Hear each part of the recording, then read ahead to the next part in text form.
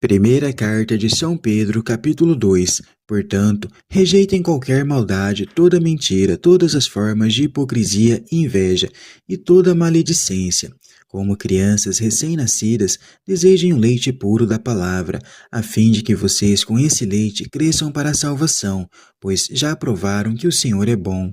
Cristãos, o povo sacerdotal, aproximem-se do Senhor, a pedra viva rejeitada pelos homens, mas escolhida e preciosa aos olhos de Deus.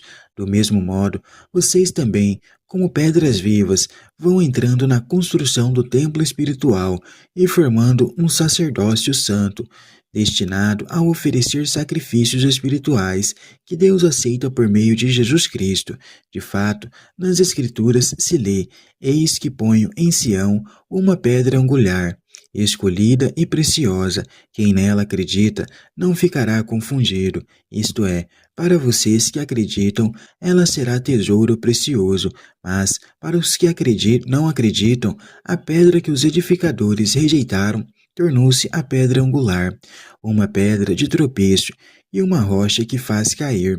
Eles tropeçam porque não acreditam na palavra, pois foram para isso destinados. Vocês, porém, são raça eleita, sacerdócio, régio, nação santa, povo adquirido por Deus para proclamar as obras maravilhosas daquele que chamou vocês das trevas para a sua luz maravilhosa. Vocês que antes não eram povo, agora são povo de Deus. Vocês que não tinham alcançado misericórdia, mas agora alcançaram misericórdia. O testemunho provoca conversão. Amados, vocês são peregrinos e forasteiros, por isso recomendo que fiquem longe dos desejos baixos que provocam guerra contra vocês. Comportem-se de modo exemplar entre os pagãos, a fim de que eles mesmos, falando mal de vocês como se fossem malfeitores, ao verem as boas obras que vocês fazem, glorifiquem a Deus no dia do julgamento. Só Deus é absoluto. Submetam-se a toda criatura humana por causa do Senhor, seja ao rei como soberano, seja aos governadores como enviados dele para punir os malfeitores e para louvar os que fazem o bem, pois esta é a vontade de Deus. Praticar o bem, fazendo calar a ignorância dos insensatos.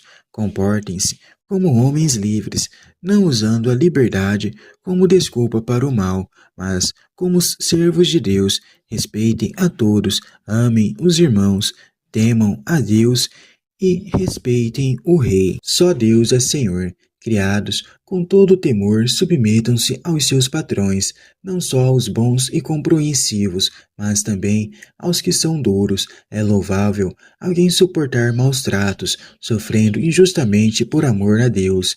Que mérito haveria em suportar com paciência se vocês fossem esbofetados por terem agido errado? Pelo contrário, se vocês são pacientes no sofrimento quando fazem o bem, isto sim é ação louvável diante de Deus. Para isso é que vocês foram chamados, pois Cristo também sofreu por vocês, deixando-lhes exemplo para que sigam os passos dele. Ele não cometeu nenhum pecado e mentira nenhuma foi encontrada em sua boca.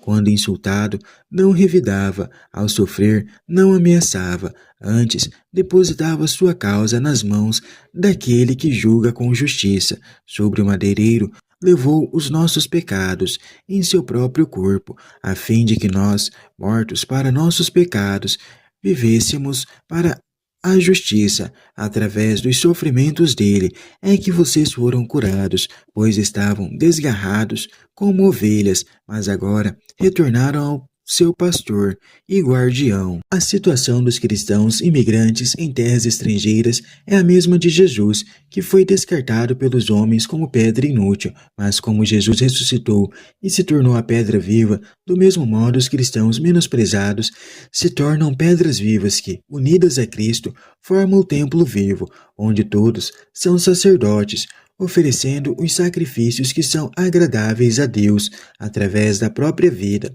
Agora, já não há outros entre Deus e seu povo. Todos participam da única mediação sacerdotal de Cristo. Os cristãos não só têm uma casa, mas ele mesmo são essa casa.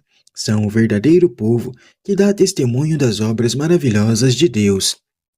A dimensão fundamental e primeira da missão evangelizadora da comunidade cristã é a vida prática, é o que Pedro destaca logo a seguir. Esse testemunho prático é uma crítica manifesta às estruturas pagãs de uma sociedade que rejeita a comunidade cristã, taxando-a de malfeitora e subversiva. O julgamento de Deus, porém, manifesta a verdade.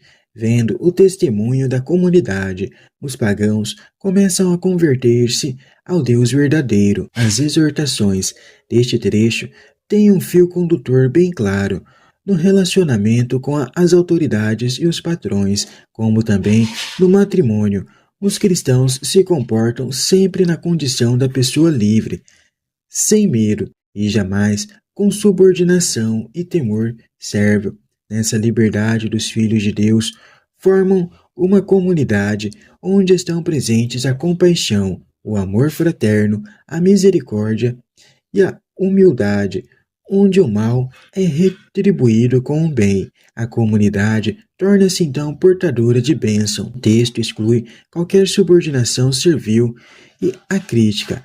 A obediência só tem sentido quando é a expressão da liberdade de filho de Deus. Por causa do Senhor, as autoridades também são criaturas e têm função de servir, zelando pelo bem comum. Para isso devem punir os malfeitores e louvar os que fazem o bem. A obediência cristã não é servilismo, pois na comunidade deve existir a relação de amor, a relação para com todos, inclusive para com a autoridade. É de respeito, mas só a relação com Deus é definida como temor. Isto é, só Deus é absoluto e só Ele deve ser temido e adorado pelo homem. O ponto importante é que os cristãos devem sempre fazer o bem, em qualquer condição, mesmo que para isso tenha de suportar sofrimentos, quando nem se pensava em abolição da escravatura. Esta exortação mostra que Deus não quer a escravidão. De fato, Pedro considera os sofrimentos como injustos. Se na época era impensável deixar de ser escravo, torna-se claro que essa submissão é feita por temor a Deus, a exemplo de Jesus Cristo, e não como submissão servil aos patrões, com todo temor. Sem saída consiste em fazer o bem. Se aqui não há nenhuma referência ao comportamento dos patrões, é porque estes provavelmente não fazem parte dos destinatários da carta. Já vimos que se trata de gente fora da pátria e em situação de oprimidos.